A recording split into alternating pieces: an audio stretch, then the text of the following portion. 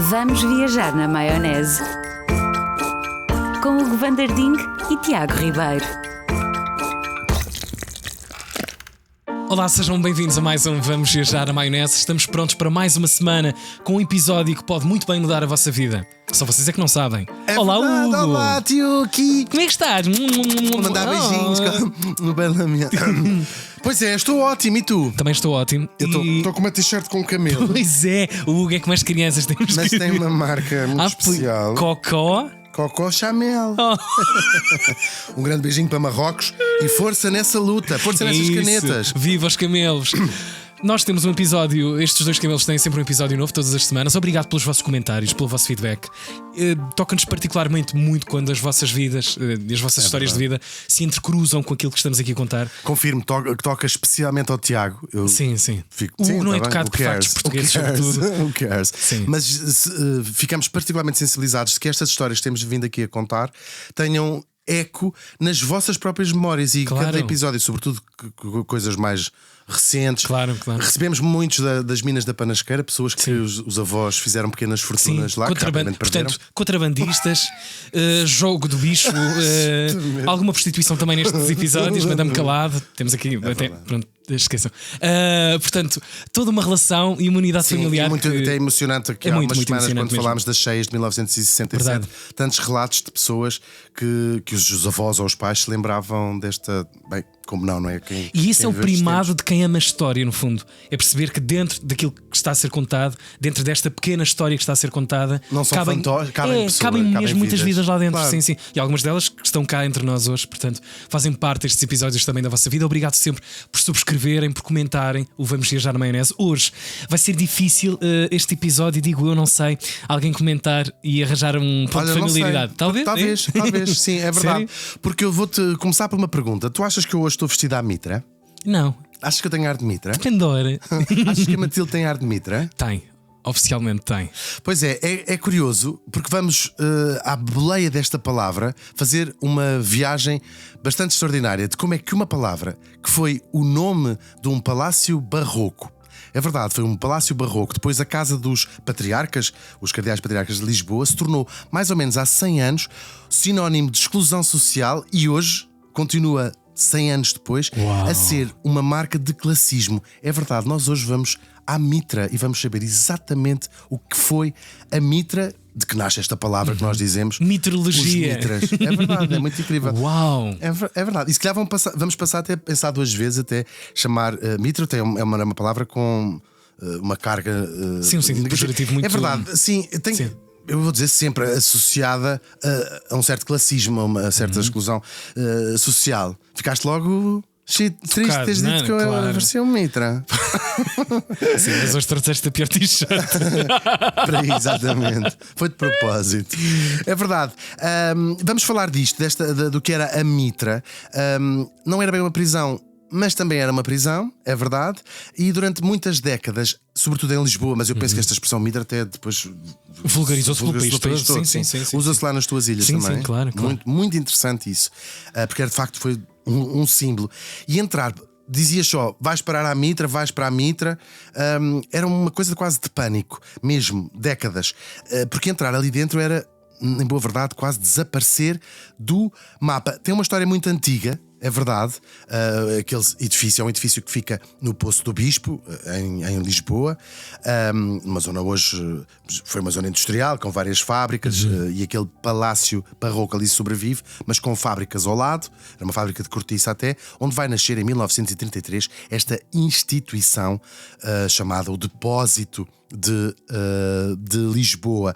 Mas para falarmos disso, vamos fazer uma viagem um bocadinho mais atrás no tempo para sabermos como é que os pobres e os excluídos em geral foram tratados em Portugal ao longo da nossa história. E até podemos fazer já um spoiler. Mal. Pois, dá para perceber pela dimensão da coisa.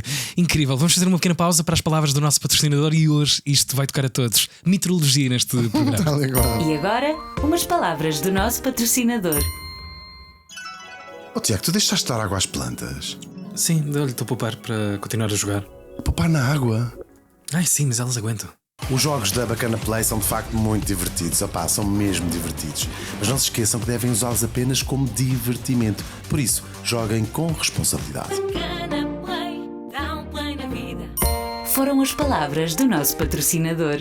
Cá estamos nós, Hugo van der Ding, uma palavra que frequentemente nos sai da boca, com sentido. Seu Mitra. Seu Mitra, pode ser entre contexto de amigos, mas sempre numa brincadeira a resvalar para o ofensivo, claramente. Sim, eu não sei bem, mas tenho ideia que a palavra Mitra aconteceu com outras palavras pejorativas de ter sido apropriada por grupos. Há grupos que apropriam-se Claro. do insulto e transformam-no numa palavra com uma carga positiva.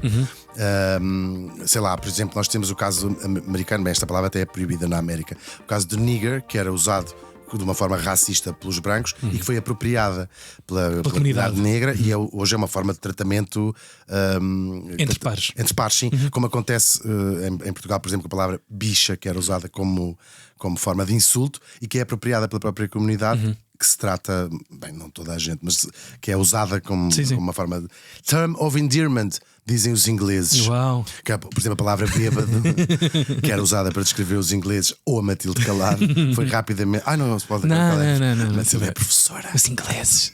Que agora não pode perder o emprego. Porque senão vai parar à Mitra. Claro, curiosamente, já vai vamos lá dentro. ver o que é isto. Ora, na Idade Média, vamos até à Idade Média. E estamos aqui a falar. Imagina.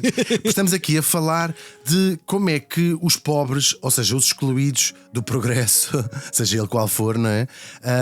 Desde o início das civilizações humanas, há sempre alguém que fica de fora dessa máquina. Claro. E vamos até à Idade Média ver como é que os pobres, os mais desvalidos, quem não tinha dinheiro, no fundo, dinheiro ou meios para se sustentar a si próprio, que eu acho que é a boa definição de um pobre, não é? Esses desamparados desse sistema, esta assistência aos pobres na Idade Média não vinha do Estado, até porque o Estado era uma ideia que não existia, obviamente, não é? O Estado é uma noção bem mais próxima de nós e, portanto, essa ideia de proteção social, segurança social, nada disso existia. Claro. E quem tinha esse papel era, sobretudo, a Igreja, que vai ter durante muitos séculos. Então o que é que eles criavam? Tinhas albergarias, albergues, tinhas também hospitais que funcionavam quase sempre em mosteiros, só que era um bocadinho diferente do que nós consideramos um hospital. A cura, até porque a ciência, ela própria, era diferente do que nós conhecemos hoje, claro, é verdade. Claro. Estas albergarias ou estes hospitais eram sobretudo sítios, as albergarias mais, se estavas final de vida, estás doente, estás a morrer, vais para ali. Se tivesse um acidente ou se tivesse alguma doença, basicamente aquilo tinhas umas formas de tratamento, mas havia muito a ideia de consolar espiritualmente uma pessoa até ela morrer. Que eu acho que era o que devia. Vai Como voltar toda a a gente ser em sabe, breve. claro. Há aí um sobrinho do presidente Kennedy. Sim. Que diz que é melhor Se assim. calhar melhor é assim. Isso com reza vai lá. É muito assustador. Pois, muito assustador. muito. Tens opinião forte sobre isso? Eu tenho uma opinião forte. Tirando. Ou seja, eu vejo nesta ideia, desta história das vacinas e deixarem de vacinar as crianças, claro que morrem muitas pessoas inocentes, a começar pelas crianças. Mas o Darwin já tinha escrito sobre isto. E se eliminarmos, mesmo que seja da maneira mais trágica, as pessoas que não acreditam na ciência e nas vacinas, e impedimos e elas próprias se retirarem Barrar esse da acesso, pole claro. genética, eu acho que acabamos no fim do dia. Um dia acharemos que não foi completamente Em vão. má ideia, porque é uma ideia dos próprios, não é? E então, no fundo, estas albergarias e mosteiros e hospitais, qual era a sua segunda função? Viajantes, peregrinos ou não, viajantes que ficavam nestes sítios. Também a própria palavra hotel vem daqui desta raiz. Estavas a viajar, fosse Claro. negócios. Sim. Precisavas de ir buscar badeiras. Claro, já na altura, quando se marcava no booking da altura, vai viajar em lazer esta ou em albergaria negócios. xiça, Sim. a velha. Qual é a albergaria? A velha. Vem precisamente de facto, se considerar existir lá uma. E pronto, mas havia o tratamento organizado nesta ideia sempre da Idade Média, onde tratavas sempre duas coisas: o corpo e o espírito. Quase todos, quando visitas os antigos hospitais, que isto depois vai desembocar em Lisboa, no maior de Portugal, que era o Hospital de Todos os Santos, que ficava no Rossio, destruído depois no terremoto. Era engraçado que as próprias enfermarias eram em forma de cruz, quase como o claustro de uma igreja, não é? Portanto, Ok. a separação entre cuidares do corpo e cuidares da alma não havia. E eras Entrecruzavam-se uma e outra sim, coisa. Sim, claro, tem a ver com a própria mentalidade, Claro. mentalidade da época. E pronto, e aquilo era tudo muito. E depois também recolhiam pobres. Pessoas que viviam na rua recolhiam pobres e davam-lhe a caridade cristã que conseguiam. Claro, tinham cama, tinham comida, mas era basicamente não andava muito mais do que isto. Depois, nos finais do século XV, estamos ali em 1490 e tal, começa a aparecer uma coisa um bocadinho mais estruturada, ainda sem ser o Estado, não é? A Rainha Dona Leonor vai fundar em Lisboa, saudosa Rainha Dona Leonor, um grande beijinho para ela. Se nos estiver a ouvir. Está, com certeza. Uma visionária, uma empresária do futuro. Incrível mulher, incrível Pois mulher. é mesmo. É mesmo uma mulher incrível. Em todos os aspectos foi uma mulher riquíssima, cultíssima. Rica porque ela acaba por ser herdeira por várias coisas do infante Dom Henrique, assim de umas figuras da sua própria família. Ela também, antes de ser rainha, era também uma infanta portuguesa. E ela vai fundar a primeira Misericórdia, a Santa Casa da Misericórdia, que existe hoje, 500 anos depois, como sabemos. Eram, no fundo, irmandades, várias irmandades, que eram apoiadas, mas não controladas diretamente pela Igreja. E aqui começa a ser uma coisa muito inovadora. E era inovadora a Santa Casa da Misericórdia até em relação a outras instituições semelhantes na Europa. Foi mesmo muito progressista. No fundo, o que é que tens? Tens as tais irmandades que tomavam conta dos seus pacientes, não é? Que formavam estes hospitais, vamos imaginar assim. Só que estas irmandades X dependiam de quem? De um mecenas. O conde não sei de quê, enquanto era vivo, era quem passava aquilo, sim. claro. O que é que acontece? O conde morre, até no testamento pode ser: deixo 10 cruzados à minha irmandade, mas morre o conde, acaba-se o dinheiro, aquela irmandade fica sem dinheiro. E o que a rainha Dona Leonor vai fundar com as Misericórdias, basicamente, é uma instituição de assistência social, já com um cariz muito mais moderno, que tem regulamento próprio, tem financiamento próprio, portanto deixa de estar sob a alçada desses benfeitores que vão e vêm e desaparecem. Sim, claro. de certa maneira continuas a ter doações importantíssimas à Misericórdia, e depois essa distribuição do dinheiro é feita quase, é mesmo uma instituição quase no sentido moderno. E estas Misericórdias tinham como principal objetivo fazer as 4 obras de misericórdia, e daí se chamar Santa Casa da Misericórdia. Eram 7 espirituais e 7 corporais. Portanto, essa tal ideia de salvar as almas, dar consolo às almas, mas também corporais, que era dar de comer a quem tem fome, visitar os presos. Tinham missões, eram as 14 missões das. E no fundo não se distanciou assim tanto, meio milénio depois. Sim, é muito a raiz parecido da sua. Sim. sua Até existência. outra coisa, sepultar os mortos. Portanto, tinham essas obrigações. Uau. Quando não tinhas dinheiro, eles é que tratavam de todas essas questões. E acabam por se espalhar por todo o território do reino, todo o reino vai passar a ter estas suas misericórdias. É a primeira grande empresa nacional, não é? No fundo, Sim, de certo, assim, podemos em dizer atividade, coisa em atividade, tentacular pela dimensão do país. Olha, e é uma belíssima imagem que estás a dar, porque era quase como se fosse uma mistura entre uma empresa de solidariedade social, sim, mesmo. gerida com administradores, a profissionalizar a assistência social. E pronto, isto foi isto que durante séculos acabou por ser a segurança social do Estado. Depois, isto vai-se diversificando, não é? Mas sempre com esta dupla ideia, que era ajudar a combater a fome, as pessoas não tinham cama, sítio onde viver, mas também o consolo espiritual. Sempre esta duplicidade. E depois foram-se criando outras instituições, que eram os chamados recolhimentos, e aqui já com uma carga moral nesse sentido, que eram quase sempre femininos, e o recolhimento de X, de Olivelas, ou o que fosse, onde iam raparigas desviadas, ou seja, algumas vezes prostitutas, raparigas que tinham, por exemplo, engravidado, não se sabia de quem. Aqui já com uma carga moral gigantesca, e já com esta ideia, Uma correção, não é? Uma casa de. tal e qual, sim, de fechá-las, encerrá-las Pois. nestas instituições, que era quase para reformá-las, para transformá-las em freiras, não no sentido. Matilde. Cuidado com os recolhimentos. E portanto aqui não era só já a ideia de tem um teto, tem uma cama, tem o que comer, mas também esta ideia de corrigir algum defeito que se Aí é a considerava religião que pura e estas pessoas dura, não é? Aí é Sim, a moralidade começa. E curiosamente, quanto mais nos aproximamos do presente, mais isto vai ser marcado, esta ideia moral. E portanto vai surgir umas instituições chamadas as casas pias em várias cidades. Pias, mas é fininho. Pias fininho, aqui dentro pias fininho. Oh, Deitas-te com homens, sim, vens para aqui. claro. E bem. Vens para aqui e passas a deitar naturalmente com mulheres. As casas Isso. pias, agora falando um bocadinho mais a sério, para uma parte não se pode brincar, eram sobretudo estas casas pias, ao contrário dos recolhimentos que eram para raparigas, que eles chamavam de desviadas. Estas casas pias eram sobretudo, como sabemos até hoje, para crianças pobres ou que tinham sido abandonadas, era especialmente para as crianças. E aqui também era com esta ideia moral do vamos formar bons cristãos, vamos formar bons trabalhadores, portanto, Dar uma ordem a uma vida sim, completamente sim, com uma coisa claro. moral muito grande, claro, mas Óbvio, vamos óbvio. fazer daqui estas pessoas. Mas também são os nossos olhos um bocadinho castigadores com uma distância temporal muito grande, não é? Ou seja, não havia não há uma outra visão se não estar dentro Não, de olha, uma ordem da vida pública. Sim, e nós chegamos ao século XVIII com uma figura fascinante a todos os níveis, pelo bom e pelo mau, que é um tipo chamado Diogo Inácio de Pinamanique. Nós já fizemos um episódio sobre ele. Olha, o intendente! Tal e qual, o intendente Pinamanique. Ele foi, de facto, nomeado já ali quase no finalzinho do século XVIII, intendente-geral da polícia, e este tipo vai ser o homem que vai revolucionar Lisboa. É o tipo que traz a iluminação pública, é o tipo que cria a PSP, no fundo, como ela existe hoje, como intendente-geral da polícia. Cria Século XVIII. patrulhas, século XVIII. Uau. Mas ele é nomeado em 1780, por volta disso. Ok. E o seu mandato é longo, não é? Começa no Marquês de Pombal e depois arrasta-se.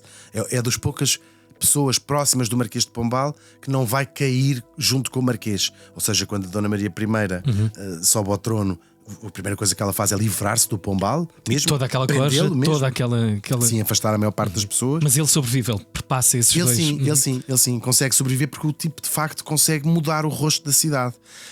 E depois, à medida que os anos passam, repara, ele é nomeado em 1780. Ele está há 10 anos da Revolução em França. Uau, é que é isso mesmo. É mesmo verdade, não é? E o que ele vai fazer depois, até à sua queda, já no início do século XIX, logo mesmo no iniciozinho, aliás, é curioso, ele cai até por causa de umas questões com os franceses quando Napoleão invade Portugal. Mas tem ali um consulado de 30 anos, mais ou menos. Mas outra das funções importantes dele é criar uma máquina de censura e de perseguição política àquelas ideias malucas do liberalismo que lá estavam Vindas a chegar claro. de França. Aquilo era livros proibidos, muita gente presa, toda a gente que tivesse contactos franceses, portanto aquilo criou-se uma espécie de uma PIDE, vamos dizer, ali daquela altura. Mas ele vai fazer isso. É ele que começa a fazer fiscalizações em teatros. Vocês têm bombeiros, vocês têm. Sim. É muito incrível. Deixa-me cá ver esse texto. Tal e qual, sim. Ele vai. Porcalhadas é que estão aí nesse Tal e qual, texto. sim. No fundo é trazer Lisboa para uma coisa mais organizada, muito inspirada noutras capitais. Mas, sobretudo, estes corpos especiais de polícia que andavam a vigilância, a fazer rondas. Claro. Só que tinha uma visão que nós hoje chamaríamos higienista, não é? E repressiva, que era. E esta expressão que vou usar é quase contemporânea, que era vamos tirar o lixo das ruas. E o lixo aqui não estamos a falar dos dejetos do lixo, mas sim das pessoas, precisamente. Os desviados, os escolhos da sociedade, e com linguagem muito forte, não é? As sobras, os marginais, toda essa. A indigência. A indigência, sim. E então o que ele faz é, em vez de simplesmente prender as pessoas, bem, no fundo também era prender, mas eles leva para a Casa Pia de Lisboa, que foi fundada no Castelo de São Jorge, era onde funcionava inicialmente. Uau, a primeira? Ok. No Castelo de São Jorge. Espaço não faltava. Exatamente, estava lá espaço, não faltava. E então, com uma fortíssima ideia moral esta gente é a pobreza aqui associada à degradação moral também. Que divides da pobreza mais associada ao campo, que é uma pobreza idílica, não é? Pobrezinhos, mas honrados, que o Estado Novo depois também cultiva. Eu e a minha couve. Sim, são muito felizes, não precisam saber ler nem escrever, está tudo. Sim. Os pobres são idealizados. Mas os pobres das cidades era muito diferente, porque eram pessoas. Claro, quando estás numa cidade, toda a sua sobrevivência é muito diferente de quando estás no campo. Pequeno delito. Tem que ser, é a única maneira de sobreviveres. De pequeno crime, a prostituição, a mendicidade, sobretudo, e tudo isto era. E no fundo isto sempre foi igual. Também. Claro, porque no campo tu tens até redes sociais e familiares mais complexas, não é? As pessoas não perdem, estão envolvidas. Muitas vezes as aldeias são uma família alargada, não é? Sim, Portanto, sim. a coisa compõe-se, o campo também. Comida em princípio, a natureza mais ou menos vai tratará do proporcionando. assunto, claro. Uma cidade isso é completamente diferente. E aí é que surgem também as próprias pessoas cilindradas. Se não entras na roda, não consegues nunca mais lá entrar. Nós sabemos isso, não é? Até hoje, não estamos a dizer nada de novo. E portanto, ele vai criar essas casas de correções, vai criar orfanatos, vai criar a própria Casa Pia, claro, para levar sempre os pobres. É verdade que na Casa Pia ele vai acabar por criar um sistema de ensino, quase um colégio de luxo, com os mesmos professores, com o mesmo grau de exigência que tinham os colégios da aristocracia, isso é verdade, mas também não é só isso que a Casa Pia fazia. Estes recolhimentos, estes orfanatos eram verdadeiramente a ideia de esconder os pobres, que a cidade fosse uma cidade moderna, e o que se considerava uma cidade moderna era ter iluminação, ter teatros, mas ter também não ter pobres, não ter mendigos. Isso era considerado uma cidade moderna não pode ter esta gente. E em vez de resolver o problema das pessoas, era tirá-las, afastá-las e escondidas. Portanto, é uma sim, tem duas vertentes. Por um lado, ele criou estas escolas da Casa Pia incríveis, de onde saíram gente e com dignidade muito grande, sim, máximo. Mesmo, claro. Que não fosse propriamente uma escolha, mas o sistema da Casa Pia funcionava da seguinte maneira: era uma espécie de meritocracia desta altura. O ensino era mesmo muito bom, com línguas estrangeiras. Bem, era impensável. Isto era está nos antípodas da realidade. Sim, de facto, a educação portuguesa. Só disponível para os aristocratas, mas aquilo ali era toda a gente. E à medida que ias tendo cabeça para os estudos, aquilo ia-te guiando na tua direção. Quem não tinha tanta cabeça para os estudos era levado para um ensino especializado de alta qualidade, para serem marceneiros, para serem... com grandes referências, ou seja, fala-se muito.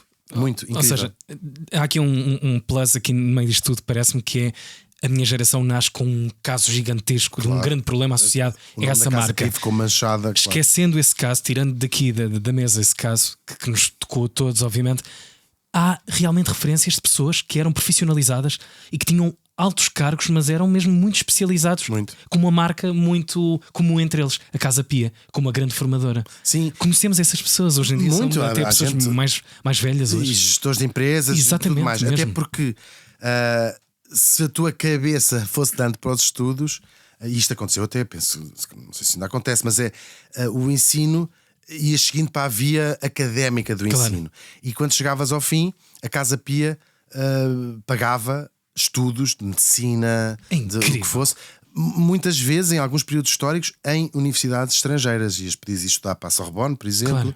É mesmo fascinante. E sem ser pago pelo teu primo. Claro, estamos a falar do século XIX, quando isto era uma coisa só mesmo de privilégio, do mínimo da sociedade. Isso era muito fixe, claro. E portanto temos a história da Casa Pia. E depois aqui vamos entrando no século XIX e continuamos sempre a ter, ou seja, as cidades, à medida que se iam modernizando, e nós aqui já imaginamos Paris, a cidade moderna, Nova Iorque, tudo mais, havia sempre, como se a pobreza é a pedra no sapato da modernidade.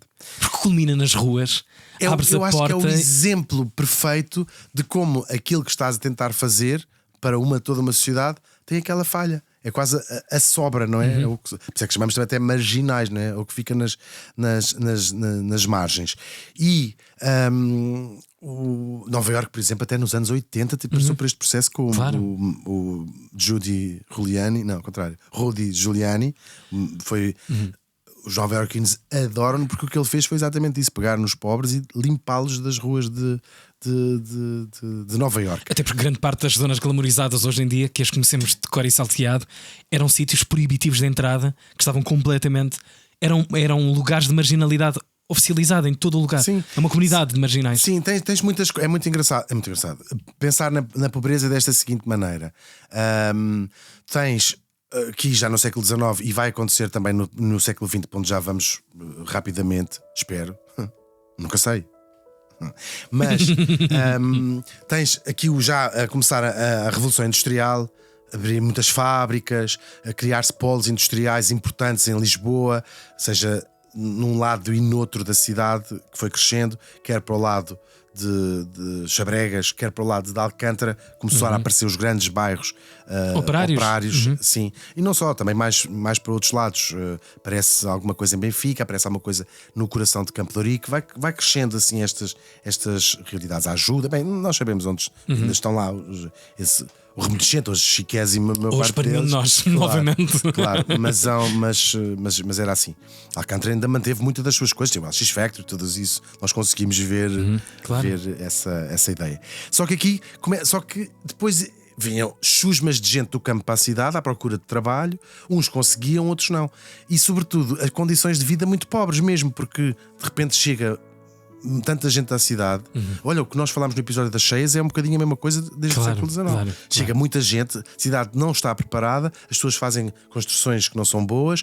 Se tu, lá estás a trabalhar na fábrica, trabalho é esporádico, se perdes o emprego, toda a tua vida cai por uma catástrofe. Bem, e essa camada é tristíssima de casais a trabalharem, pessoas a trabalharem e continuarem sempre no pendor da pobreza. Não conseguirem mais do que pôr pão na mesa. Depois, sem assistência social, o que acontece é o seconds from disaster, como costumo chamar. Claro, segunda ronda. Porque arranjaste um emprego numa fábrica. A tua mulher está em casa porque vocês têm 5 filhos ou 6 filhos, mas não havia planeamento familiar propriamente dito. Sim. Toda a gente depende daquelas pessoas, daquele salário. Aquele tipo é despedido ou a fábrica feia, whatever. Aquilo é uma tragédia em catadupa, não é? Os miúdos vão pedir. As pessoas banhavam-se como pediam, claro. E aqui no século XIX começa a ideia de criminalizar a pobreza, de certa maneira. A mendicidade passa a ser proibida, as pessoas são presas. Se estivesse a pedir na rua, eras presa e eras levada. Devo dizer que ainda continua a ser um crime. Não sei se é crime, mas sim, continua a ser proibida a mendicidade. E os códigos penais começam a trazer palavras que hoje já nos soam, que é vadio, por exemplo. E podiam ser presas, não é? Dizia um dos artigos: aquele que, podendo prover ao seu sustento pelo trabalho, mendigar habitualmente, será considerado e punido como vadio. Portanto, se pudesses trabalhar fisicamente e se tivesse a pedir dinheiro, era considerado nunca tinha pensado nisso. Crime. Ok, tipificado em lei isto. E continua a ser mendicidade. Nunca tinha pensado. Sim, é verdade. E então, o que é que a polícia fazia? Ias ao juiz e tinhas que ir para algum lado. E começam a aparecer aqui esta ideia dos asilos. E nós às vezes até nas nossas cidades e nos nossos sítios ouvimos falar o antigo asilo de X, o antigo asilo de não sei quê. Há de haver em Ponta Delgada. Totalmente, sim. Lisboa, Asilo de Ponta Delgada, sim. Exatamente. E eram casas de correção que já funcionavam como depósitos. Ou seja, era para onde levavas estas pessoas, foram apanhadas a pedir dinheiro e lá iam para estes sítios. Até que chegamos agora sim ao século XX, que tu estás-me a pedir com os olhos desde o início. Estes são os olhos do século XX. Salta já para o século XX, salta já para o século Idade XX, média. pelo amor de Deus, que agonia é essa sempre de Idade Média? Mas é muito interessante fazer dentes. este caminho, exatamente. E gatinhar. E pediam, dê-me mais um dente, dê-me mais um dente. Tenho a verdade de me dar um dentinho. Estamos em 1933. O que é que Portugal está no lodo? Já estamos em ditadura, temos uma crise económica a nível mundial, global, a crise de 1929, o famoso crash da Bolsa. Portanto, miséria generalizada no país. Eu já tive crashado algumas vezes. Já tiveste crashes já. na Bolsa? Sim, eu tive um crash na Bolsa. Tiveste? Muito grande? Em Amsterdão. Como é que se chamava? Não me lembro. Não cheguei a perguntar. E então, o Estado Novo, portanto, aumento da pobreza gigantesca, claro. Aumento de gente a viver na rua, aumento de crianças a pedir. Bem, Lisboa ficou assim durante aqueles anos 30 um pesadelo. Isto para o Estado Novo era impensável. A vergonha das vergonhas. A vergonha das vergonhas. Claro. E então, aqui num sentido mais moral, completamente. Não necessariamente de segurança pública, sim, mas de moralidade. Sim. Os alienados, o lixo mesmo. Eu estou aqui a chamar lixo porque se não usavam a palavra, a ideia estava lá, não é? Temos que tirar estas pessoas. E então criaram esta instituição para onde vamos, no fundo, fechar estas pessoas. Era uma prisão, não sendo, cujo crime era serem pobres. E vão ali buscar aquele palácio da Mitra, no Poço do Bispo. Aproveitaram também umas fábrica de cortiça que lá existiam, trancaram aquilo tudo. Isto é um palácio pré-republicano, não é? Sim, é um palácio que tinha uma vida, claro. Sim, era a casa dos patriarcas de Lisboa. Não sei se casa de férias, mas era a casa dos patriarcas. Tinha sido um palácio, foi muitas coisas. Sim, tem umas histórias engraçadas. Vai sendo comprada, foi comprada pelo inglês, depois viu lá a viúva, etc. Até que nos anos 30 Estado Novo. Para ao Estado, sim. E abrem lá a Mitra. Pronto. E a ideia do Estado Novo era fechar aquilo cercado, era uma espécie de prisão, não oficialmente, onde ia expor todas estas pessoas. Havia a nomenclatura oficial de mendigo, era uma nomenclatura legal, e portanto, estas pessoas este problema foi passado para a Polícia de Segurança Pública, para a PSP, para fazer a tal higiene social. Que e horror. a rua deixou de ser a rua um lugar dos pobres, da pobreza. Portanto, iam para albergues, iam para os depósitos, iam até para colónias, já vamos ver o que é, e sobretudo para este sítio em Marvila, mais ou menos, uma antiga fábrica de cortiça, para o chamado Asilo de Mendicidade da Mitra, o Asilo de Mendicidade de Lisboa. O Mitra aqui era o nome do palácio. Já o era, claro. E o que é que faziam? A polícia andava pelas ruas da cidade num carro azul, uma carrinha que os pobres chamavam "vem aí a Ramona", que é uma expressão que ainda sobrevive quando vem a polícia. É verdade. Sim. E vinha aí a Ramona e levavam. Estavas na rua, levavas. Era pobre, estava bêbado, levava. Às vezes crianças, até às vezes por engano. Há histórias de crianças que estavam só a brincar um bocadinho mais longe de casa e que lá eram levadas para a Mitra. E a Mitra era de facto uma prisão do mais. Depósito. Olha, até vou ir um bocadinho mais longe e chamar-lhe um campo de concentração. No fundo, era isso que era. Havia espaço ali para 1.300 pessoas. Só que eram tantas, que a coisa acabou por rebentar pelas costuras e no seu auge chegaram lá a viver mais de 20.000 adultos e crianças. Quase tudo crianças. 20.000 pessoas. 20.000 pessoas, é verdade. E muitas crianças, agora talvez metade pelo menos eram crianças que estavam a pedir, estavam na rua, eram bêbados, filhos de pais. Dentro. Sim, ia tudo lá para dentro, sim, para limpares para teres uma cidade que fosse limpa. O ritual à chegada era todo igual. Toda a gente rapava-se o cabelo, eram vestidos com uma farda, com a mesma. Por isso é que eu vou um campo de concentração completamente, claro. Sim, e vai continuar. Sim. Uma farda de um tecido, não era seda, não sim, é? O Salazar pensou. Sim. Mas depois assim, isto fica uma fortuna. Credo! E depois e aqui é a parte que nos soa mais é essa ideia do campo de concentração. O nome desaparecia um bocadinho, temos fichas de todas estas pessoas e era atribuído, claro, um número. E tinham uma placa com o seu número, que eram assim identificados a partir daí. E a ideia era clara e estava estabelecida na própria missão da Mitra, que era retirar da rua os pedintes, os vadios, os aleijados, os loucos e as prostitutas. A avó de dizer assim: e sobre o quê? E sobre o quê, pessoal? Porquê é que me incluíram nessa história? Mas eu sou uma empresária. Eu sou empresária do mundo da noite. Pois. E foi logo libertada imediatamente. Agora, claro, ao contrário da Casa Pig, nós falámos há pouco, aqui a ideia não era dar futuro a ninguém. Claro. Era necessário arrumar estas pessoas. Ela não começa logo por ser. E tornou-se um pesadelo. E daí a expressão: vais para a Mitra, na população pobre de Lisboa, não era uma piada. Claro, é uma estação terminal, não é? Sim, claro, vem o papão, vem o maneta. Sim. Se não comes, claro. Tal e qual. E portanto aqui vemos a carga de chamar a alguém Mitra. Essa carga de dizer: ele é um Mitra. Estão todos a pensar o mesmo agora, a ouvir isto. Acho que pensamos estão duas todos vezes antes de caladinhos. chamar, até baixar um volume de podcast agora. Assim, é verdade. Pois é. A minha irmã casou com um Mitra. Pois foi. Se calhar, se ele não é pensarem assim. bem. Atenção.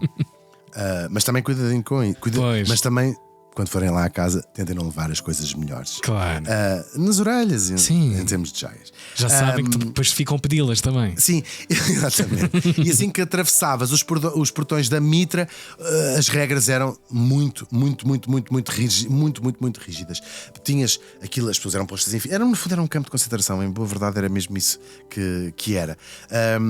Tinhas um regime mais ou menos militar, isto era explorado, não sei se é explorado se diz, era controlado pela Polícia de Segurança Pública.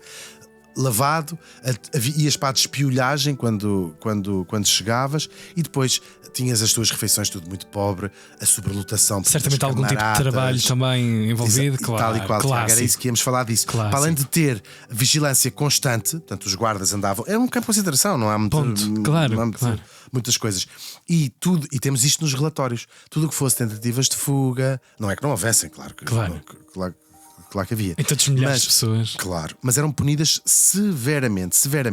E depois também começaram a haver segregação pelos próprios tipos de pessoas, não é? Tinhas uma ala para as mulheres, tinhas uma ala para aquilo que eles chamavam os aleijados, e depois, eu acho que não começa logo, mas começa a ser também um sítio para pôr doentes mentais, pessoas que eram apanhadas na rua. Que total confusão. Não. Claro. Que confusão tremenda isto tudo. Sim, mas bem, é tudo o que não queres resolver, colocaste dentro de um quarto. Aqui não há a menor ideia de recuperar, entre aspas, estas pessoas. Não há a menor ideia de ensinar um trabalho, de nada. Até mesmo o trabalho, ainda bem que falaste nisso, porque era outra das facetas sinistras da Mitra. O trabalho não era usado como forma de uma rampa para a reinserção social, que é um conceito que se calhar não se tinha. E havia as alas para além dessas coisas. Havia a ala do Nodi, não é? A famosa abram alas para o Nodi. Não, porque isso eles fizeram uma vez uma greve. Porque havia a ala das mulheres, havia a ala dos aleijados, até pode ser mais. E depois havia as alas de isolamento para as pessoas consideradas loucas ou perigosas. E eles fizeram uma greve uma vez. E então, o Nodi foi para lá. Só que o Nodi foi parar à ala das crianças. E ele disse assim: mas eu sou um adulto. Claro. De facto, eu trabalho sobretudo para crianças, mas eu sou um adulto. E eles fizeram umas manifestações lá dentro da Mitra com o famoso cartazes. Abram alas para o Nodi. E eles acabaram por abrir também uma ala. Acabaram por abrir uma ala para o Nodi. Muito giro. Depois, muito giro. Continuando o sinistro, as luzes apagavam-se, imagina, às 7 da tarde. É tudo tristésimo. E isto está tudo escrito, está tudo em relatórios. Claro. Sim, porque isto vai. Eu não sei se queres fazer já queres fazer o spoiler até quando é que isto vai durar? Até o fim do regime? Ultrapassa, em boa verdade, até 1978. Pronto, e então imagina um sítio onde estão é tudo sinistro de imaginar. Aquilo não era nem uma casa, nem um hospital, não era nada. Era um centro, era uma coisa uma espécie de uma prisão com horários, com comida má, com fardamento, com um número. As pessoas, os pobres que andavam cá, fugiam da Ramona porque era um pânico e esperar à Mitra. Claro. Tudo menos a Mitra. Eu na rua estou bem. Sim, porque ser mendigo estou bem. Tu podias sair, vou-te dizer como é que podias sair. Alguém podia pagar a tua fiança, por exemplo, que era caro. Mas se tivesse um padrinho, uma coisa assim, pagavas acho que 50 escudos, uma coisa assim. Eles fixavam quanto dinheiro é que podias pagar. Mas se voltasse a ser. E às vezes havia um relatório a dizer assim: uma mulher, segunda vez apanhada na prostituição. Aí depois, quando voltasses, já tinhas pagado 200 escudos. E se calhar a terceira vez não saías mais. Não podia. Foi. E depois fugas também. Portanto, as histórias da Mitra chegavam cá fora. Quem lá estava chegava cá fora as histórias da Mitra. E provavelmente até. Se calhar ainda piores do que era a realidade. Claro. Que não está aí contada, claro. E para termos. E depois com castigos e essas coisas todas. Para termos uma ideia, eu penso que das pessoas que iam para a Mitra, 60% saía morta. Ou seja, claro, não estou a dizer que matasse. Já não saía mais, era até o último dia da sua dizer, vida. Exatamente. Claro. Portanto, mais de metade só saía por ter morrido. Sim, mas não há nenhuma ideia de benfeitor em não matar alguém. Quando a condição que lhe dão é só esperarem que a morte chegue. Quando ias para lá, a tua possibilidade de era baixíssima, lá, era baixíssima. Era menos de metade. Recuperar do quê? Sair como? Tal e qual. Alguém apoiar-te como? Tal e qual, é verdade. Num sítio onde. É verdade. E se quiserem, há um documentário na RTP, nos arquivos da RTP, pode-se ver uma reportagem feita lá dentro, penso que é de 1960, a tentar pintar uma. Claro, A RTP pertencia naturalmente ao Claro, Estado e o Estado era o Estado condicionado novo, por isso, obviamente. claro. E portanto em 1900, mas não deixa de ser um bom retrato vermos com os olhos de conhecer isto. 1960 e então até é muito cinematográfico, entra assim de carro, se põe com os portões assim a abrir aquilo em travelling, mas vai mostrar essa parte que tu falaste do trabalho. Havia oficinas, de facto fazia-se lá trabalho, mas o trabalho ali era feito como uma forma não de ocupação, eventualmente até de castigo, mas de ocupação, aquelas ideias do trabalho educa, o trabalho liberta, que tem uma frase sim, que se lembram, o clássico. costumava estar Num placar, num placar aí num sítio de uma espécie de num parque de portão. diversões, É verdade. de desumanidade. Onde o trabalho também era usado como, Claro. como forma punitiva, e até nos campos de concentração, estávamos a falar de Auschwitz, tem essa frase lá gravada, era até usado o trabalho claramente inútil. Sabes o que eu estou a dizer? Sim, claro. Trabalho que as pessoas que estivessem Só- a fazer percebessem que era inútil. Claro. Há uma famosa ideia de levar pedras para De cima e ponto A voltar- ao ponto voltar a B, trazê-las claro. para baixo. Bem, aqui também com as vidas de distância não era isso que acontecia. Mas sim, Mas com um resultado não muito longínquo, não é? Pessoas que ficavam aí um bocadinho ao sim, desabrigo. eu esta parte do trabalho percebo que na moralidade da época era uma coisa que a classe média, a burguesia que via de fora achava bem. Bem, eles lá pelo menos estão a fazer qualquer coisa de útil em vez de estarem a beber ou a prostituir-se. Mas faziam coisas, sapatos, que depois vendiam naturalmente. Era uma forma de reabilitar, mas o que acabavam por se transformar estas pessoas eram em mão de obra barata, porque estas coisas eram depois vendidas. Ou seja, tinhas uma fábrica e podias dizer à mitra: olha, eu quero, estás a perceber o que eu estou a dizer? 500 Recrutar. sapatos. Sim, tal e qual. Disto. E era feito lá. Há muitas destas pessoas, vamos chamar-lhes aqui presos ou não, que ajudaram a construir, por exemplo, a estrada marginal, trabalhando nas obras, Ok. forçadas, né? São trabalhos forçadas. Mas depois havia pessoas, e aqui vamos subir a parada, havia pessoas que nem na mitra eles os queriam, que eram eventualmente pessoas mais violentas, Crimes mais pesados. crimes mais pesados, sim. Crimes não, porque se tu cometesses um crime, isto para a Ias para a prisão cadeia oficial. mesmo. Sim, isto era uma ideia diferente, não é? E então criou-se em 1942 uma instituição, se acham isto mau, ouçam a seguir, que era a chamada Colónia Agrícola do Pisão. Fica em Alcabidez, Sintra, Cascais. Foi apresentado como um projeto lindo, como um espaço de regeneração social através do trabalho agrícola. Portanto, as pessoas, os pobres, os mendigos, as prostitutas, ou putas, como se costuma dizer, Vulgarmente. sim, eram bêbados, os drogados. O melhor da sociedade. Sim, Best a of. Ramona às 8 da manhã à porta do Lux. Vamos embora. Tudo. E Mas eu sou artista. És artista. Então és. anda cá, ó cá, artista. mas é. E aqui, ao contrário da mitra, que era mais em sapatos e não sei o quê, era fazer estas pessoas vão ficar boas a cultivar os campos. Só Com que umas galochas e com Sasha que tu estás bem, não é? só que horror. eram especificamente para pessoas com perturbações mentais, psiquiátricas. Não é fixe, pois não, Tiago? É terrível, é terrível. Ou seja, No fundo é a origem da ideia- agricultura. Toda ela. Sim, é uma ideia de pessoas não estão boas da cabeça. É a agricultura, não é? Pois se as coisas dão nas árvores, porque é que há de estar a cultivar coisas? O Estado Novo não era com. Olha, como diz o outro, eles dizem algumas Pois. verdades. Exatamente. Só que isto ficou um modelo, ainda por cima é quase o elogio da vida rural, não é? Tipo, eu sei, sim, ele é esquizofrénico, mas estas couves nunca tiveram Claro. tão bem. As couves, eu não sabia que as couves também davam em cima das árvores. E não, se as atirares. Isto é uma conversa, Sim, uma sim. terça-feira no Pisão. Era mesmo sinistro este sítio. Tendencialmente um trabalho muito mais duro, não é? Mais Claro. duro, é verdade. Mais uma vez, mão de obra gratuita e forçada. Sabemos, é um campo de trabalho. Aqui é um campo de trabalho, basicamente. E o Pisão, com uma taxa de mortalidade também gigantesca. Volto a lembrar, ou seja, ninguém volta a sair de lá praticamente, não é? Morrias por lá. Com a agravante de serem doentes psiquiátricos que eram postos ali naqueles campos, com uma severidade gigante. Como sabemos, o maioral que bate se não fizeres não sei o quê, bate se estiveres a dormir. Quando estamos a falar de doenças psiquiátricas, isto é uma coisa gravésima. Gente que muitas vezes devia de pensar para com a sua própria voz lá para dentro que a morte era o melhor dos destinos, de certeza.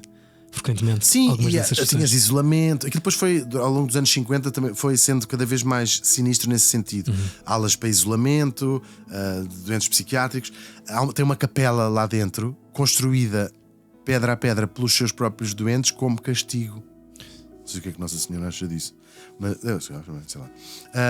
E pronto, então isto era, mais uma vez, produzia coisas, dava dinheiro e estavam completamente fechados aqueles que a sociedade não queria ver, e agora até já nem estavam em Lisboa, estavam mesmo lá longe dos olhos. Longe dos olhos. Temos histórias de tais, falamos de prostitutas, começamos a ter depois, à medida que avançamos pelos anos 50, os tais vadios, os tais mendigos, mas também casos de pessoas que eram presas por serem proxenetas, ou seja, o que vulgarmente se chama chulos. Temos histórias de pessoas que eram levadas por homossexualidade, mas tudo sempre relacionado com a pobreza, basicamente.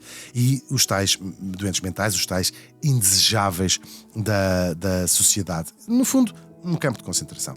Depois ficámos aqui espantados porque há o 25 de Abril, de facto, em 1974, e a Mitra não foi encerrada logo. Aliás, há umas reportagens muito interessantes de 1978, quando eu penso que até o António Arnaud, fundador do Sistema Nacional de Saúde, do SNS, quando começa a ver estes relatórios a dizer: mas o que é isto? Isto existe, isto está ainda aqui, está ativa esta porcaria. E começa aí já no 78, 79 o esvaziamento da Mitra. Eles não conseguiram desmantelar tudo, aliás, até como acontece depois com os hospitais psiquiátricos, que é, e estas pessoas já não têm para onde ir. Já não têm para onde ir. Isto já é a casa delas. Passaram-se 20 anos ou 30 anos. Porque tu tinha. Ou mais, não, mas no caso de alguém estar ali. Aquilo existia desde os anos 30. E havia gente certamente desde os anos 40, desde os anos 50 havia assim. E porque tu tinhas essa maneira de sair, que era o tal padrinho que te paga os 20 escudos, ou havia a ideia de recambiar as pessoas para o campo, porque muitas destas pessoas tinham vindo.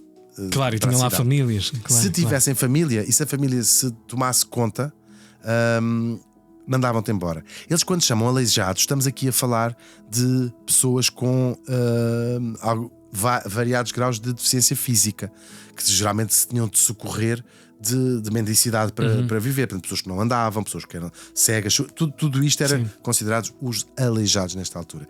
E, portanto, a democracia viu-se a braços com aquilo e começam lentamente a fechar a Mitra. Fechar não, encerra, passa para a Santa Casa da Misericórdia, é explorada para a Santa Casa da Misericórdia, que fez um belíssimo trabalho, ainda existe o espaço Mitra, chama-se até. Tem um nome engraçado que eles escolheram, e hoje em dia é um sítio que acolhe exposições. É no mesmo sítio. Bem sei. Exposições, Moda Lisboa. Acho que já, assim, a Moda Lisboa tem sido lá agora nos últimos tempos, ou já foi umas edições, para tentar mudar, inverter o nome, este nome da Mitra, sem apagar completamente esta memória. E nós fechamos esta história com também quem fechou este capítulo, que começou em 1933. Aquilo era um depósito, já lá vimos, não é?